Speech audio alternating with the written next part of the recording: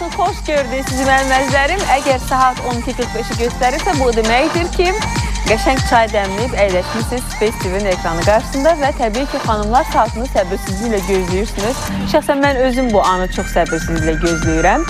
Çünki hər dəfə çox maraqlı mövzumuz və maraqlı qonaqlarımız olur və məqsədimiz həm öyrənməkdir, həm də siz tamaşaçıları, bizim gözəllərimiz, xanımlarımız sizi öyrətməkdir. Bugün də maraqlı mövzumuz var. Mövzumuzu elan edim. Mövzumuz yeni dərs ilində, yeni tədris ilində məktəblərin aldığı stressdir. Bax, bu haqda danışacağıq. Təbii ki, mütəxəssis qonağımız var, məşhur qonağımız var və maraqlı əl işləri ilə məşhur olan bir qonağımız da var. Hal-hazırda mən istəyirəm onların hamısını bir-bir sizinlə tanış edim.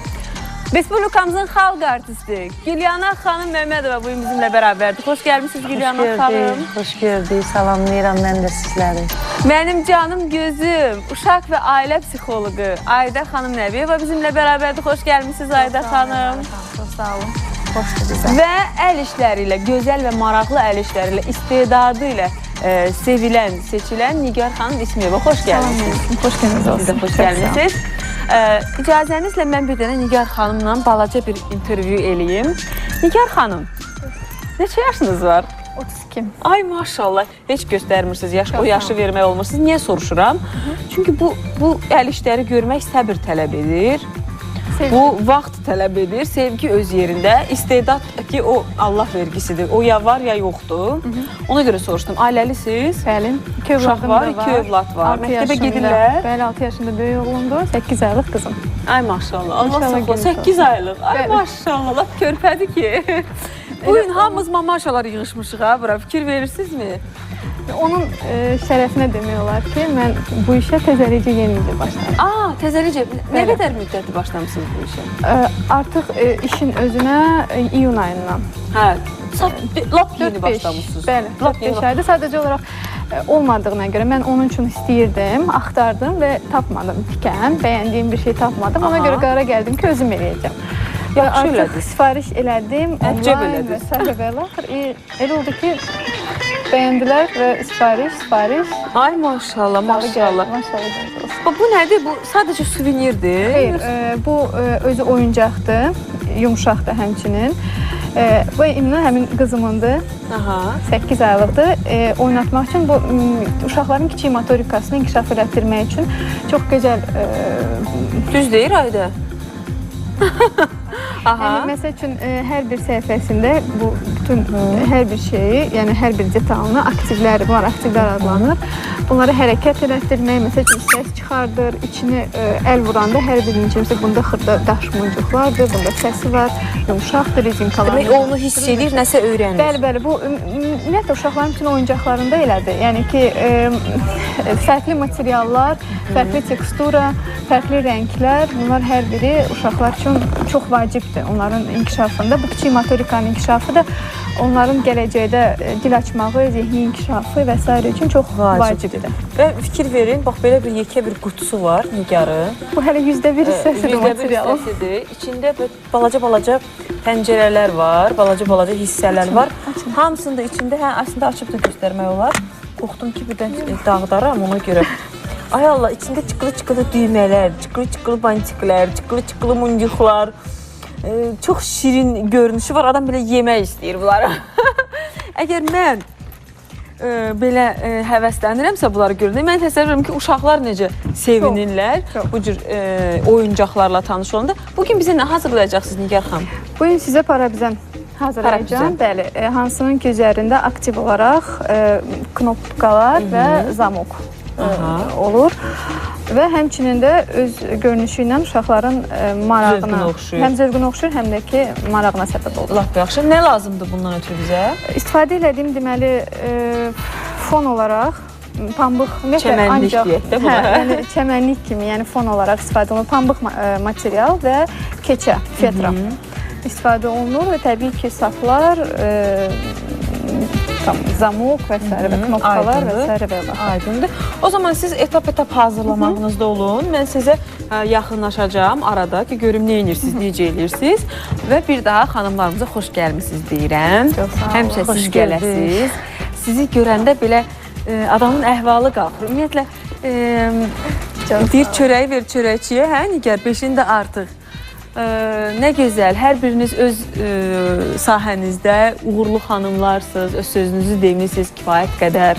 Sizi xalq tanıyır, sizi xalq sevir. Və mən çox sevinirəm ki, siz bugün burada mənim verişimdə mənimlə bərabərsiniz. Biz belə Xanımlar saatında. Mən də məmnunam. Yenidən ekranlarımızda sizi kimi gözəl bir xanımı görmək üçün Elnarə xanım. Mən deyərdim ki, öncə bütün tamaşaçıları, bu proqramı izləyənləri salamlayıram. Və deyərdim ki, bugün həddindən artıq bir gözəl görkəmdə sizi görürəm. Çox sağ ol. Əslində bu da əlişidir. Verilişimizin əlişidir. Burada bir tərzi xanım var, bizdə Esmira xanım. Hazırlayan əllərə Arada bir bizdə verişdə qonaq olur. Bir dəfə mənim ölçülərimi götürüb, odur budur, hər verişdə mənə paltar tikir. Amma elə qoy fürsət düşmüşkən mən bir təbrik eləyim, bir gözəl ana kimi yeni evladınızın dünya gəlişində. Çox sağ olun. Bütün bu uğurlarınıza görə, hər tərəfli gözəl bir xanım, həm işgüzar, aparıcılıq, oxumayıb. Biz də sizə baxırıq, öyrənirik, böyüklərə baxırıq, öyrənirik. Yox, gözəl və demək, indiki dövrdə qəhrəman ana demək olar. Çox sağ ol. Nə qədər təvazökarsınız Dilyana xanım. Onu icazə verin, mən də sizə ürəyimdən gələn ən gözəl sözlərim çoxdur sadəcə. Allah həmişə ürəyinizə görə versin. Allah hamımıza ürəyimizə görə versin. Həmçinin siz də sağ-salamat inşallah ana olasınız. 4-cü övladınızı gözləyirsiniz hal-hazırda. Amma heç demək olmaz, maşallah, model kimisiniz. Modeldən fərqiniz yoxdur. Yəni boy buxun sizdə, maşallah, görünüş sizdə. Çox qəşəng görünürsünüz. Hərdən sual verir, artıq uşaq olub deyə. Mən də gördüm, birinci görəndə çaşdım, dedim ki, vay uşaq olub, mənim xəbərim yoxdur. Yox. Nə gözəl, nə gözəl. Ayda, sən necəsən? Yaxşıyam Elnarə xanım, siz necəsiz? Şükür, hamı yaxşı olsun, biz də onun içində. Sən balan necədir? Maşallah, yaxşıdır. Çox sağ olun. Sizin balanızı adlandırmaq olar. Onu uzun müddət belə deyə əziyyətini çəkmişsiniz. Mən az öncə səsləndirdim.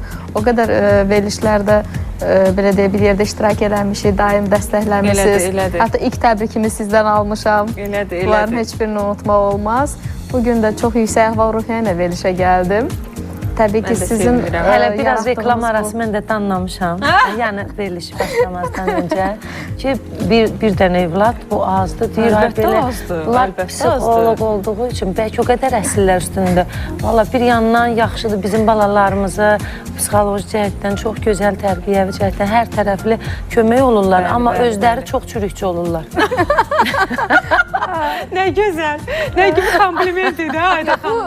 Mən bunu kompliment o cəhətdən hesab edirəm ki, həqiqətən də Dilyana xanım demək istəyir ki, yəni üzrüstən mənim həyat yoldaşım həkimdir, mən özüm psixoloqam. Bizdə siz hər şeyin detalına varmalısınız, hər şeyin axırına getməlisiniz, bəs nə? Məcazi mənada desək, çox dərinliyə gedirik. 100%. Hətta üzr istəyirəm, biz bir yerdə oturanda söhbət edirik ki, yəni ikinci övlad gələrsə, ya birincinə az vaxt ayırarıqsa, ya diqqəti bərabər paylamarıqsa, yəni o qədər bunları düşünüb də qərar vermək istəyirik ki, çətindir, hə? Həm psixoloq olub da. Biz Elnarə xanım, sizə bir şey deyim də, yəni övlad dünyaya gətirmək təbii ki, asan bir prosesdir. Onu ərsəyə gətirmək, o sevgini bərabər bölmək, hər birinə özəl qayğı göstərmək, cəmiyyətə onu yararlı bir övlad kimi böyütmək. Adicə üzrüstən biz ailədə, düzdür, ailə haqqında çox danışmaq xoşlamırıq. Tutalım ki, bir gün tədbirimiz olubsa, biz bir yerdə işləyirik yoldaşımla, bir gün ona az vaxt ayırmışıqsa, biz onu dəfələrlə özümüzü danlayırıq. Elə mən də eləyəm. Ki, bugün boşluq buraxdıq və fikirləşirik, bugün bu boşluğu bir uşaq çəkir, sabah 2 uşaq çəkəcək. Yəni, o da var. Yəni, mən özüm də həyat yoldaşımda uşaqlara çox, cəmiyyətdə çox faydalı olmağa çalışırıq. Yəni, bizim bir övladımız yoxdur. Əslində bu dəqiqə bizim 200-300 övladımız var. Razıyam. Sizin bütün pasientləriniz belə deyək də, artıq sizin övladınız. Həqiqətən övladımızdır. Yəni inanın ki, onlar xəstələnəndə də mənə müraciət edir. Onların ortopedik problemi olanda da məndən məsləhət alır ki, hara gedək, neyniyək. Yəni inanın, mən o tək övladlığı hiss eləmirəm. Elədir, o doğrudur. Elə bilirəm ki, mənim məsuliyyətim çoxdur. Yoldaşım da o cümlədən, üzrəm həyat yoldaşım da bizim mərkəzimizin rəhbəridir. O da o məsuliyyəti məndən bərabər çəkir. Bir uşağın boğaz əti problemi varsa, biz oturub bərabər müzakirə edirik ki, mərkəzdəki biz bu uşağı neyniyək, hara göndərək? Allah ürəyinizə görə versin. Elə övlad demişkən, bu maraqlı bir mövzu qoymuşam. Maşallah, hamımız anayıq. 4 uşaq anası. Təbii. 4 uşaq anası. Ay maşallah. Az qalıb olmağa. 2 uşaq Nigarda var, hələ ki bir uşaq da səndə var Ayda. Amma sənin balan hələ məktəbə getmir. Yox. 3 yaşı var. 3 yaşı var. Gülyanaq, siz 2 dənə uşaq gedir məktəbə. İkisi gedir, biri yox. İkisi gedir, biri yox. Elə bizdə də eyni vəziyyətdə. İkisi gedir, biri hələ hazırlığa gedəcək bu il. Allah saxlasın. Sizdə də biri məktəbə gedir, biri də körpədir, lap yaxşı.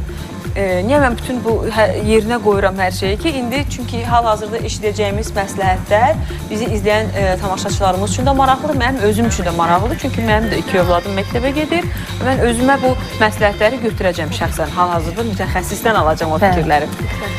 Yeni dərsilinə başlamışıq, 15 gündür ki, başlamışıq. Dərsilimiz başlayıb və elə bilirəm ki, uşaqlardan çox dərsilin stresini mən özüm yaşayıram. Allah'a and olsun ki, stressdəyəm. Yəni, onu özüm hiss eləyirəm. Yəni, əgər mən onu özüm hiss eləyirəm, çalışıram uşaqlara ötürməyim o stresi də. Amma bir valideyn kimi, belə deyim də, ana kimi, ailə başçılarından biri kimi mən o stresi hal-hazırda yaşamaqdayam. İstəyirəm uşaqlardan öncə birinci valideynlərə məsləhət biləsiniz ki, biz o stresdən necə azad olaq, necə, əyəxsus da işgüzar xanımlara o məsləhətlərinizi verin. Qeyd edeyim ki, uşaqlar üçün məktəbə gedərkən stresimiz 90% olarsa, bunu tən yarısı stres valideynlərin üzərində düşür.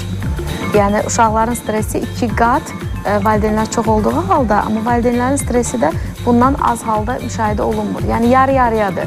Ona görə də biz gəlin düşünək ki, ilk növbədə öz stresimizin səviyyəsini aşağı salaq və daha sonra övladımıza yardım edə bilək.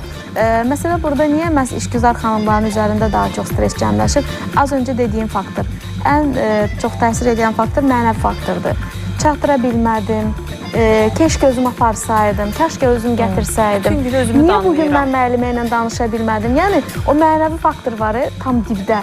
O bizi o stresə salır.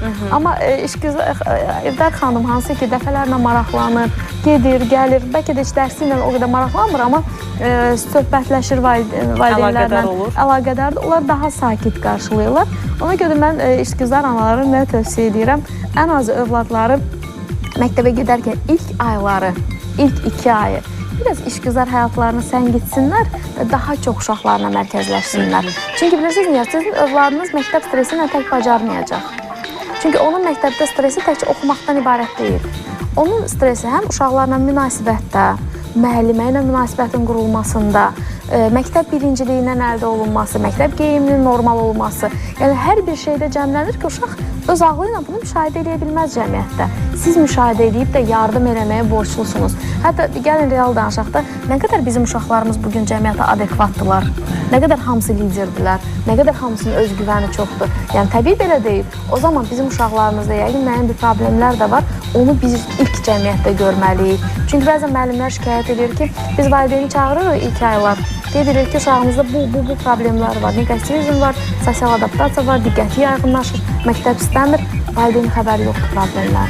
Çox böyük, geniş mövzularda bu Ayda xanım sizin hal-hazırda sadaladığınız. İstəyirəm onların hamısından bir danışaq, ətraflı danışaq hamısını. Çünki mən özüm hər gün qarşılaşıram bu problemlərlə. İnanıram ki, Gülyanaqda da eyni vəziyyətdə. İstəyirəm çox belə həqiqətən ətraflı danışmaq istəyirəm bütün bu punktlarla bağlı. Yeri gəlmişkən bu həftə müəllimlər həftəsidir. 1 oktyabrın ilk həftəsi. Müəllimlər gününü qeyd edirik. Bütün müəllimlərimizi öpürük, bağrımıza basırıq, təbrik edirik. Sizin qarşınızda baş əyirik. Necə deyərlər, haqqınızı halal edin bizə deyirik. Çünki həqiqətən müəllimlərimizin əziyyəti, zəhməti haqqı bizim üzərimizdə çox böyükdür. Hal-hazırda sponsor təqdimatımız var. Ondan sonra reklamları izləyirik. Sonra təkrar studiyamızdayıq. Reklamlar. Reklamlar bitdi. Təkrar studiyamızdayıq. Çox maraqlı mövzumuz var. Mövzumuz yeni dərs ilində, yeni tədris ilində uşaqların, məktəblilərin aldığı stresdir. Qonaqlarımız var. Qonaqlarımız ailə və uşaq psixoloqu Ayda xanım Nəbiyevadır. Gözəl Göyçək Gülyanaq xanımımızdır. Respublikamızın xalq artisti. Həmçinin 2 övladı məktəbə gedir.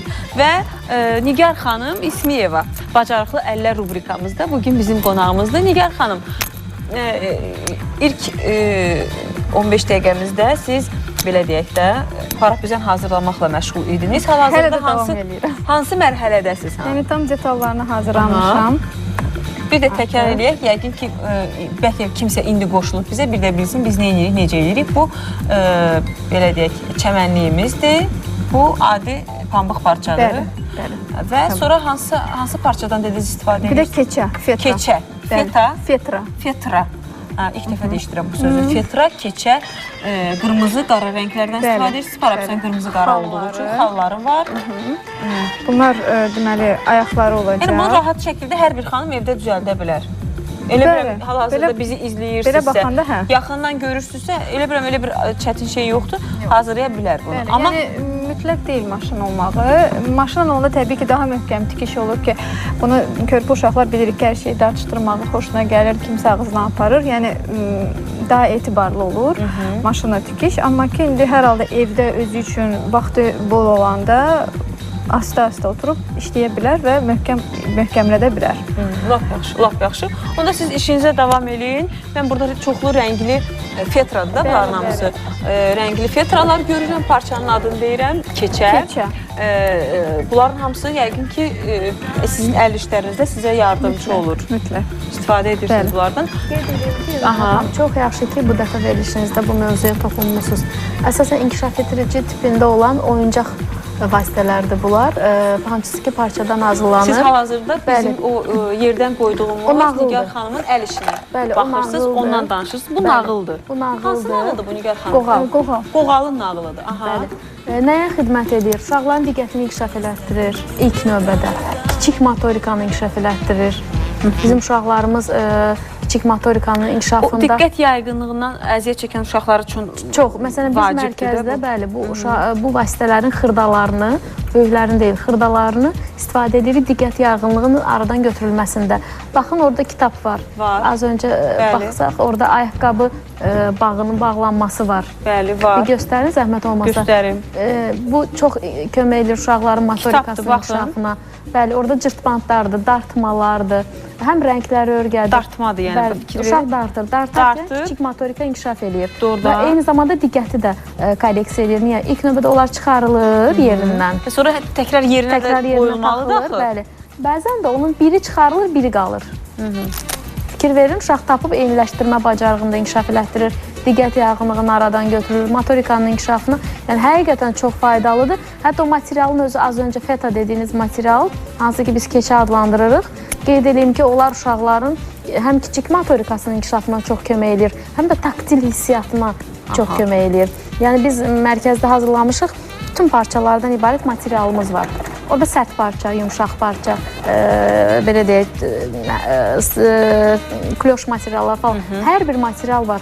Uşaq taktili hiss eləsin, toxunsun hiss eləsin. Maraqlı, mən bilmirdim. Hansı heç vaxt fikirləşsəm, bilməzdim ki. Valideynlərə mən məsləhət görərəm ki, istənilən yaxınlıqda bir dərzidən bunu sifariş eləsinlər.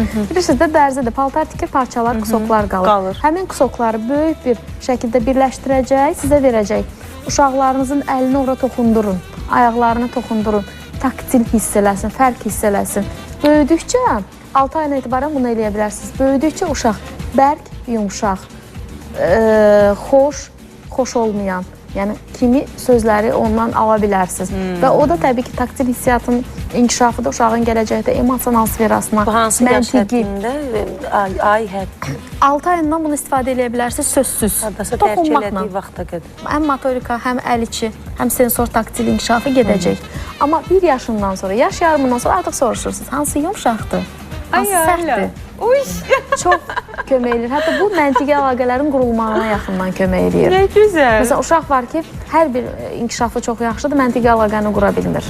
Hansı sərtdir, hansı yumşaqdır, hansı parça diliklidir, hansı parça daha mən heç düşünmürəm ki, deyəcəm, hansı birimizsə, nəyin ki, mən başqaları bunu eləməmişəm. Hətta bir sıra xarici ölkələrdə analar belə parçalar tikirlər və onun üzərinə daşlar yapışdırırlar, balıq qulaqları yapışdırırlar, muncuq yapışdırırlar, düyü, qreçka, noxud, taktil hissiyatın inkişafı. Bəs ona görə də bizdə Azərbaycanda uşaqların psixi inkişafı bir sıra dünya ölkələrinə yaş yarım qədər geri qalır. Bu göstəricidir. Məsələn, biz dünyadan gətirdiyimiz testləri, Azərbaycanda 3 yaşına gətirdiyimiz testləri istifadə edirəm 4 yaş yarıma 4 yaşa. Bu nə deməkdir? Bu o deməkdir ki, bizim uşaqlar yaş yarım geri qalır. Bəli, erkən inkişafa, yaş yarım, bəzi uşaqlar yaş, erkən psixi inkişafa biz çox gec başlayırıq. Nə gözəl. Başlayırıq neçə yaşında? 3 yaşından sonra. Bəli. Amma dünyada başlayırlar 6 ayından 1 yaşından. Hətta təsəvvürün biz ən son bir metodika gətirmişik, testi. 2 ayından etibarən uşağın normal inkişafını yoxlayır. Və ona aid metodika verir ki, bu uşaqla evdə nə etmək lazımdır ki, sürətli olsun. Bəli, ona görə biz dünya ölkələrində... Onda mən bu körpəni gətirə bilərəm də sizin yanınıza. Əlbəttə gətirə bilərsiniz. 2 ay olub, 3 keçib təzə. Psixik inkişafı dəyərləndirir və sizə metodika verilir. Nə gözəl. Falan şeyləri evdə eləyin ki, sürətlənsin. Və yaxud da ki, məsələn, bu uşaqda falan cəhətlər geri qalır. Dil inkişafı mı, kiçik motor mu, böyük motor mu geri qalır. Onu daha da sürətləndirə bilər. Ona görə də biz, məsələn, dünyadan gətirdiyimiz bəzi testləri bizim böyük yaşda uşaqlara istifadə edə bilmirik. Nəticələr düz çıxmır.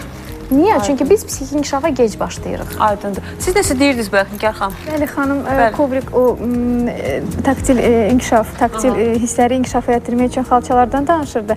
Hətta mətbəxdə belə istifadə oluna biləcək o bütün relyeflə qazan, çaynik altı, qubqalar, onların biraz möhkəmləri, yəni bütün o həsirdən olanlar, yəni hər bir şey, bütün onları hər hansı bir, yenə də bax elənçinə bir xalçanın fərqi yoxdur.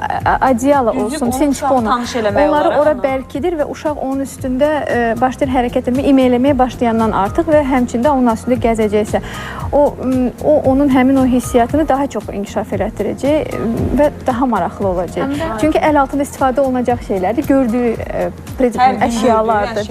Ona maraqlıdır. Demədim, uşaqlarda həmin o taktil hazırlanmış xalça qan dövranını sürətləndirir. Həmin uşaqlar daha tez yeriməyə başlayırlar. Allah Allah, nələr var?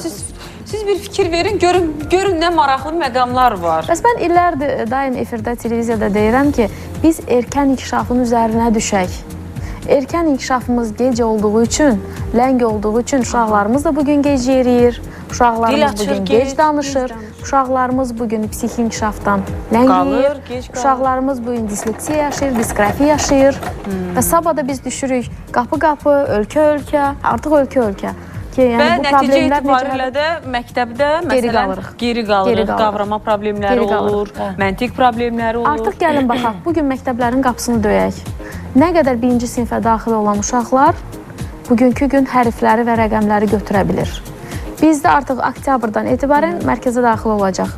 Hərfləri götürə bilmir, hərfləri qarışdırır, yaza bilmir, işarələri qoya bilmir, diqqət yayğınlığı var. Yəni bunlar hamısını hansı bölmənin nəticəsidir? Erkən inkişafın. Erkən inkişafın nəticəsidir. Onun üzərinə düşməliyik. Gülyan, 2 övladın məktəbə gedir. Böyüyü qızdır səndə, hə? Qızdır, 4-cü sinifə, oğlan 3-cü sinifə, balacada hazırlığa gedir. Bir boydadılar da, onda bizdə, məndə də qız bulaq. Hə, eynidir, bizdə uşaqlar eynidir. Dərman anasız maşallah ikiniz də.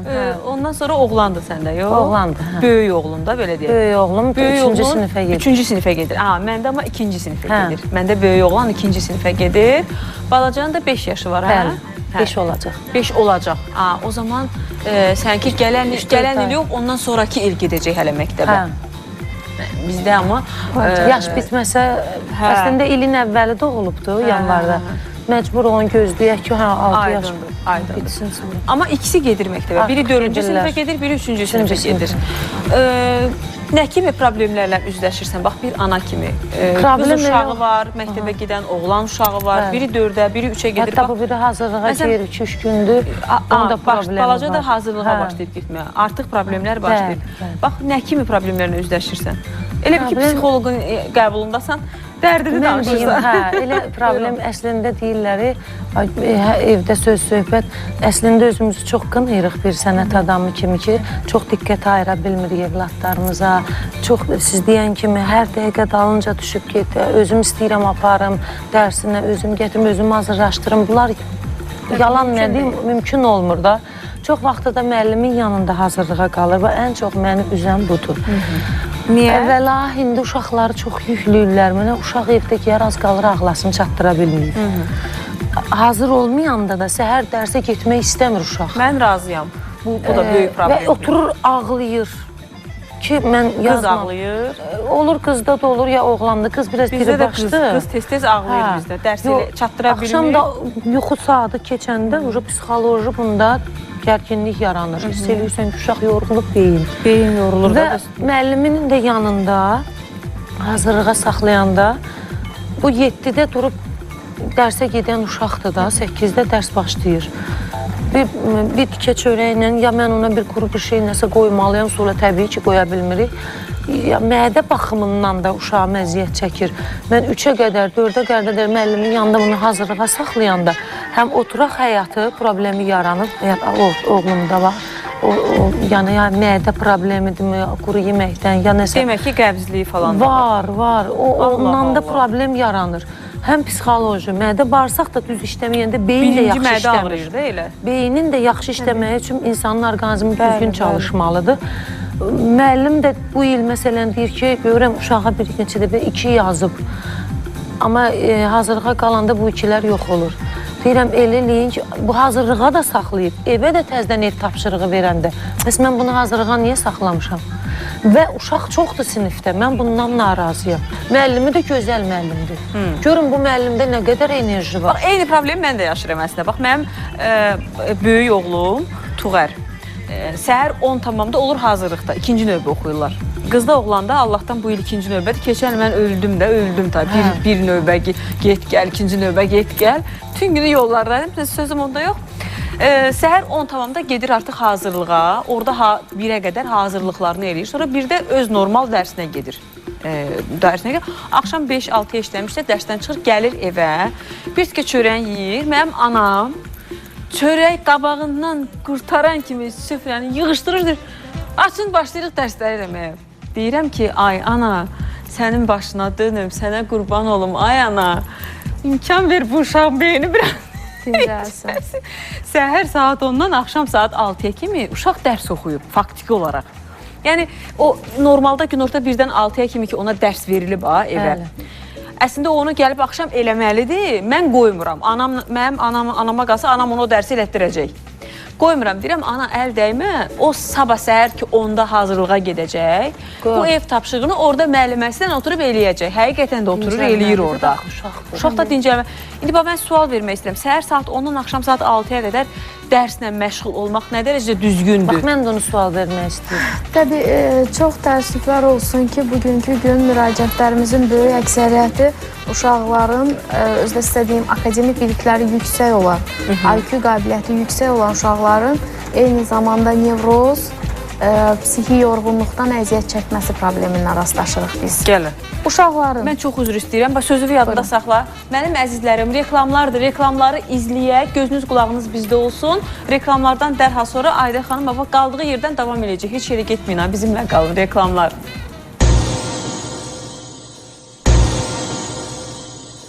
Reklamlar bitti. Təkrar studiyamızdayıq. Ayda xanım, buyurun, qaldığımız yerdən davam edin. Hətta məsələn, hal-hazırda Almaniya təhsil sistemində belə bir xüsusiyyət var ki, uşaqlar, bilirsiniz də, orada xüsusi qayğıya ehtiyacı olan uşaq belə adi normal uşaqlarla bir məktəbdə oxuyurlar.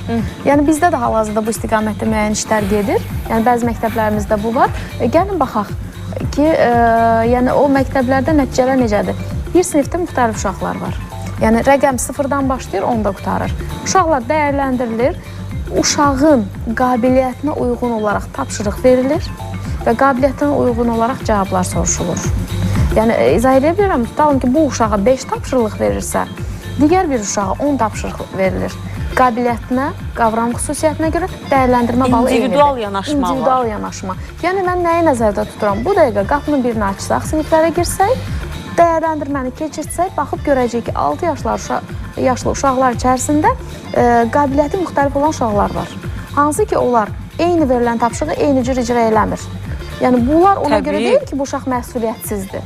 Bu uşağın, tutalım ki, mənim övladım potensial yaddaşı 10 deyil, 9-dur.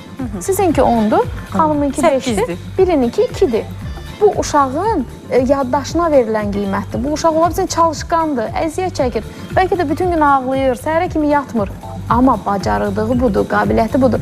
Orada artıq onun bacarığına qiymət verilir, onun çalışqanlığına qiymət verilir. Yəni bizdə, baxın, görün, şeir demək qabiliyyətinə görə qiymətləndirilir uşaqlar. Şeir deyilir və şeirdə əgər uşaq çaşmadısa, yüksək bal verilir. Bu yaddaşa verilən baldır.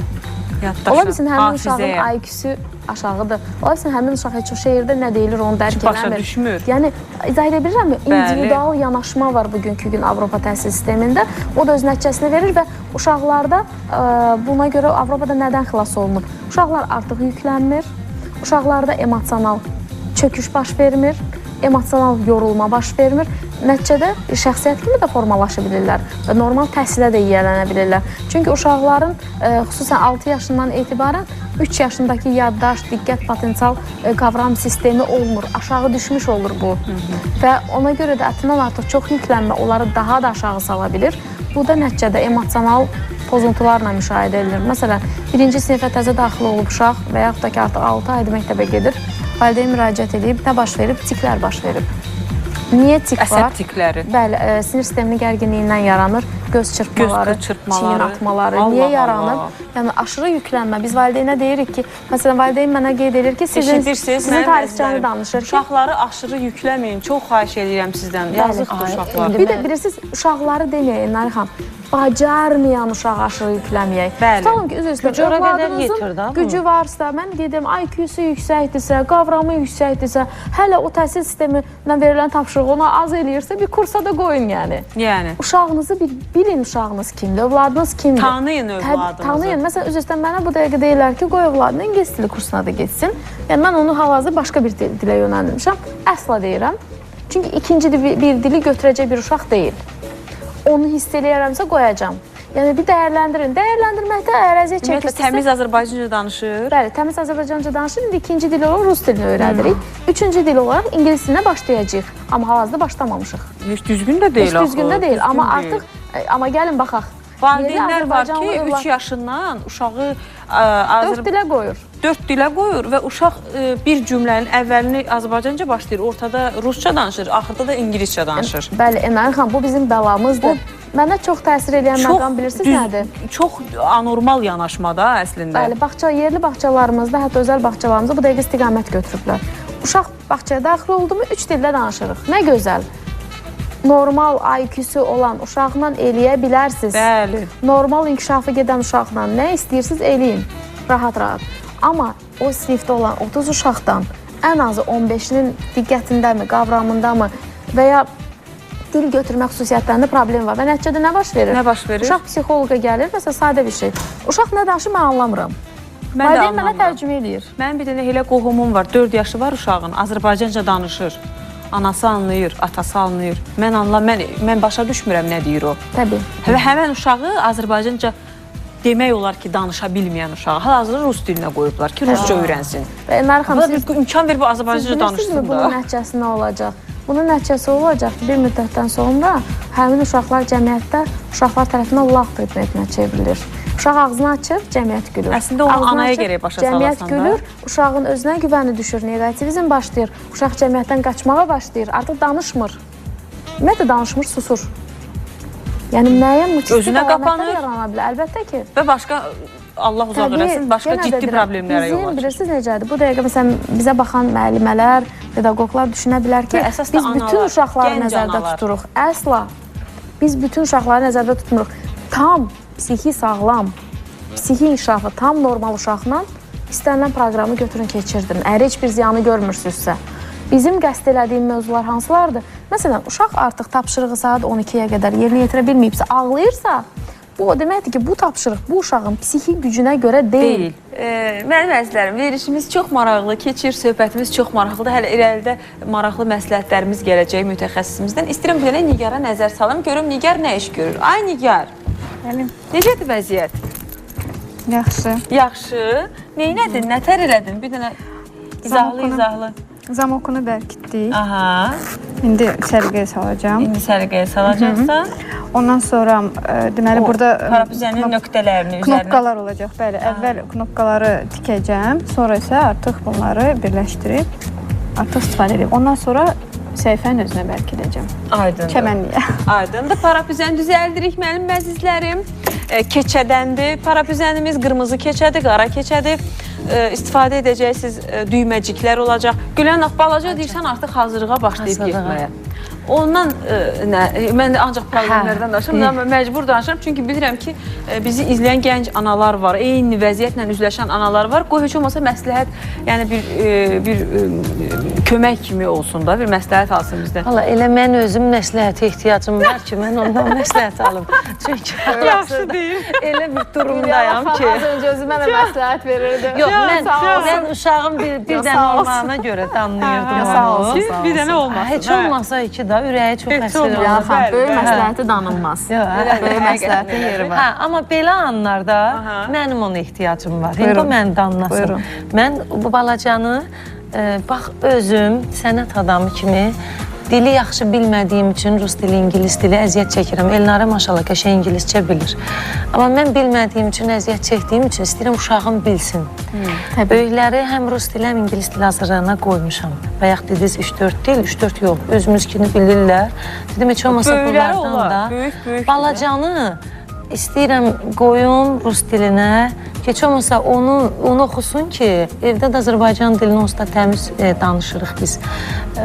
Heç olmasa gələcəkdə bir ingilis dili problemi yaşayayım ki, onu da müəllim tutum öyrənsin. Bax, belə anların arasında qalıram bəzən. Çıxış yolu hal-hazırda 4 yaş, 8-9 ayında belə deyil. Allah saxlasın, təbii valideynlərimizə də və sizə də özəl olaraq məsləhətimiz ondan ibarət olacaq ki. Necə qarşılayır, hazırlığı necə qarşılayır, stres yaşayır uşaq? Əslində 1-2-3 dərs aparanmırdıq. İstəmir getmək. Alışdırmamışam. Çünki mən onu bağçaya qoymadım deyə alışmadı. Gərək uşağı bağçaya qoyasan. Bağçaya Elə o getməyib. məqamdan yaxınmış. Ona görə, hə. Mən də öz situasiyamı deyim. Yəqin ki, burada fərqli situasiyalar var. Bizim balaca amma bağçaya gedib, hətta bu ilin mart ayında mənə dedi ki, mən bəbəyəm, mən getmirəm bağçaya. Hə. Hazırlığa. Məni məcbur elədi, çıxartdırdı bağçadan. Amma indi bacısını, qardaşını görür ki, məktəb 15 gündür başlayıb da, ki, bacı məktəbə gedir, qardaş məktəbə gedir və buna da deyirik ki, sən hazırlığa gedirsən. Yeri gəlmişkən, bugün ilk gündür hazırlığa gedəcək. O qədər stres yaşayır, görürəm, onun həyəcanını görürəm. Gedir, gəlir, məsələn, mən qapıdan içəri gəlirəm, ana, bugün dərsə gedəcəyik, ana, mənim öz məktəbim olacaq, ana, məktəbdə bayram olacaq, ana, məktəbə papka ilə gedirəm, ana, məktəbə sumka aparacağam. O qədər həyəcanlanır, o qədər stres keçirdir, mən bilməm onu necə kömək eləyim, amma bağçaya gedib. Adətən uşaqların erkən yaşlardan birinci olaraq sosial adaptasiya problemini həll etmək lazımdır. Yəni, nə qədər çətin olsa da, nə qədər əziyyətli olsa da bağçaya uşaq mütləq getməlidir. Bağçadan çıxartmaq məsələmizi biraz sual qoyuram. Uşaq bağçaya getsə daha yaxşı olar. Çünki adaptasiyasında müəyyən müddətdən sonra problemlər yaşanıla bilər. İkinci dil məsələsinə baxanda isə adətən övladınızı 3 yaşına qədər bir dildə öyrədin, bir dildə tərbiyə eləyin. 3 yaşında əgər övladınızın 3 yaş tamam olubsa, öz ailə içi bildiyiniz ikinci dili öyrədin. Tutalım ki, bəzi valideynlər var ki, bəli, məsələn, rus, ingilis ola bilər, yəni yerli valideynin bildiyi dil. Ailə var ki, orada heç kəs fransız dili bilmir, uşaq ancaq Azərbaycan dili bilir. İkinci dili o, ona fransız dili öyrədilir. Çox yanlış bir şeydir. Yəni, bildiyiniz ikinci bir dili uşağınıza öyrədin. Yəni, bu çox təqdirə layiq bir haldır. Amma bu 9-10 yaşa 2 dilə problem olmaz? Əslində, uşağın qavram xüsusiyyətindən asılı olaraq 6 yaşından sonra 3-cü dili öyrətmək olar. Ona öz dərslərindən çox həvəslidirlər. Bəli, 3-cü dili öyrətmək olar. Yəni, əgər götürə bilirlərsə, əgər xoşlayırlarsa, amma bir şeydən nəzərə alınır. Uşaq var, ümumiyyətlə dili öyrənmək istəmir. Xoşlamır. Yəni, çox xahiş edirəm buradan valideynlərə səsləndirəm ki, məcbur eləməyənsiz. O uşağın texnikaya marağı var, o uşağın energetikaya marağı var, amma dilə marağı yoxdur. Yəni, bu, amma 3 dilə qədər rahat öyrədə bilərsiniz. Mənim bu günümdə psixoloqa və gözəl psixoloq məsləhətinə ehtiyacım var. Belə deyəndə də deyirlər ki, bu qədər uşağın varsa da o yaşamalısan da. Mən bir şeydə qeyd edeyim ki, uşağın öz canında da nə varsa özünü göstərir. Elə bir kənd yerindən ata-ananın başı işə gücə qarışıbdır, valla. Bu uşağın üzərində elə diqqət eləmir. Amma uşaq gəlir bir 700 balla instituta girir. Bu özü də bir göstərici deyilmi? Amma üzüstə mənə... Amma elə də ata-anan var, o qədər əsir, orada apar, burada apar. Amma uşaq oxumur. Uşağı onca gün nəzarətsiz qoyun. Görək o uşaq nə ilə məşğul olacaq. Bir bu gözəlliyə baxın, fikir verin. İndi hazırladı bunu. İndi bu dəqiqə hazırladı Nigar xanım. Bax, bu sən dediyin o motorika məsələsi də. Bunu uşaq özü açır, bağlayır, eləmi? Fikir verin, bunu hətta çox balaca uşaqlara nə şəkildə istifadə edə bilərsiniz 3 yaşa qədərki dövrdə? Dartır. Motorika əzələlər inkişaf edir. Dartır. Amma artıq bunu sonra da yerinə qoymağa cəhd edir. 3 yaşından sonraki dövrdə. Bu artıq diqqəti, konsentrasiya olunur ki, aça bilir. Açır. Bəli, yenə dartma və ora nəsə yığa bilər. Yığa bilər Baxın, nəsə. bunlar qopardılır uşaq Düşünür ki, tərəfindən. orada gizli bir yer var. Yığılır. Aha. Və daha sonra uşaq əlini salır, taktil hiss edir bunları. Görmür axı? Çıxardır, Hiss edir. təkrar yerinə qoyur. Taxır və təbii həm motorikası, həm diqqəti, həm taktil sensor inkişafı təbii ki, burada mövzumuzdur bizim. Çox gözəldir. Gözəl, əla, bəyənilsin. Nigar, sənə bugün bir dənə 6, 5 də yox, Mən arxası da belə. illərdir onun həyat yoldaşı ilə çalışıram bir teatrda Zeynal'la. Amma xanımın bu qədər belə gözəl əl işlərini Bu bilmirəm. labirintdir, nədir bu? Bu, bəli, bu bizim kitablarımızda da var. 3 yaşa qədərki dövr uşaqlar üçün çox sadə. Bu isə biraz 3 yaşa sonraki dövr üçündür. Bəli. Labirintdir. Burada bir setkadır. Setkanın altında heyvan figurlarıdır və labirint şəklində tikilibdir.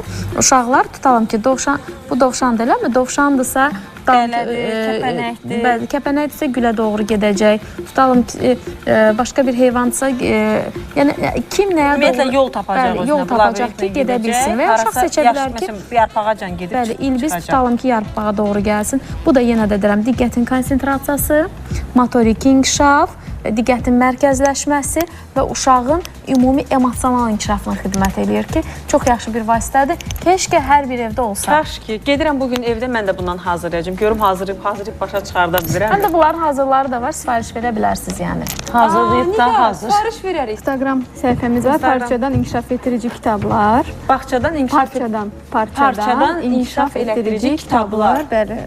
Siz məni deyəsən izləyirsiniz, hə? Yoxsa mən səhv salmışam. Heç elə bir şey yadıma gəldi, parçadan kitablar. Yəni mən bilən bir dənədir hələ o səhifə Instagramda. Demək ki, ikinci də var. Ola bilər, bilmirəm. Hə, ola bilər. Parçadan inkişaf etdirici kitablar. Biz mərkəzimizdə bunlardan istifadə edirik.